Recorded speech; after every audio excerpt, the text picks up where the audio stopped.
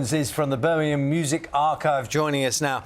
Morning. So, Des, morning. Good morning. To you. I'm assuming an ELO fan. Big ELO fan, very big ELO fan, yeah. And so for anyone who loves the band, and indeed for those who may be coming to it new because there's so much noise around at the moment, this is a really important weekend, isn't it? A huge weekend. Do we know for sure the Sunday gig is going ahead? No. The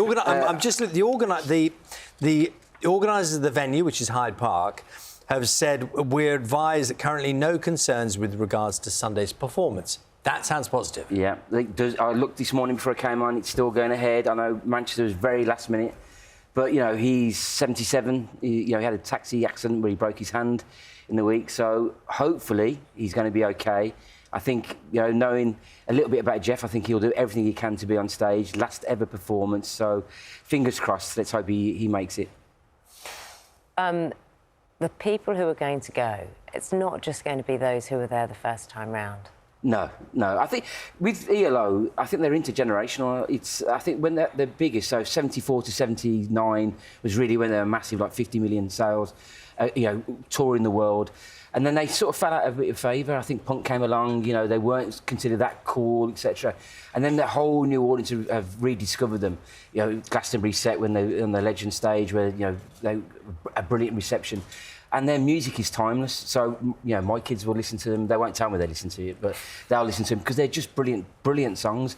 And you just hear the intro and you tap your feet. You know the song. You might not know the name of it, but you just know what that song is and who that band is. What did they what was their kind of space that they occupied when they were so popular? Well, I think they started, to pick up. They said themselves to pick up where the Beatles finished. So they wanted that orchestral mix of music. I Am the Walrus was a big thing for Jeff and for Roy Wood, who was a founder member with Bed Bevan, and they fused that sort of pop and orchestral music. So it was really quite new at the time, quite unique.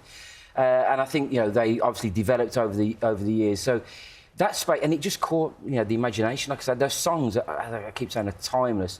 So in that sort of understands innately the melodies, hooks, songwriting, and he's right. I mean, I wish I could do it. It's just timeless songs, and you do hear something new every time you listen to ELO. Even his new stuff, I thought which we don't talk about too often, but the new stuff he made in the last few years, he's always innovating, and I think with Jeff, he's the co-founder of probably one of the greatest ever supergroups. So, if you've got Bob Dylan, Roy Orbison, Tom Petty and George Harrison in your group, you must be doing something right. You must, they must trust you that you know about music.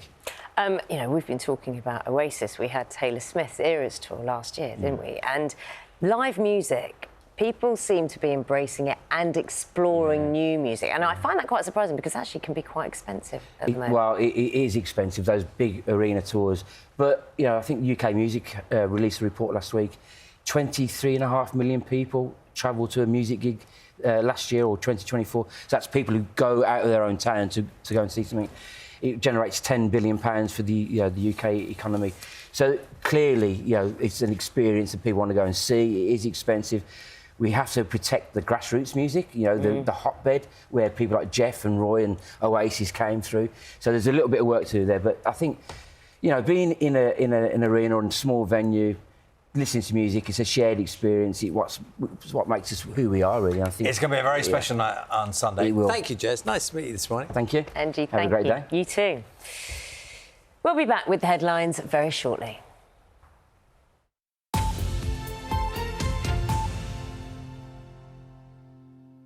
Radio 4.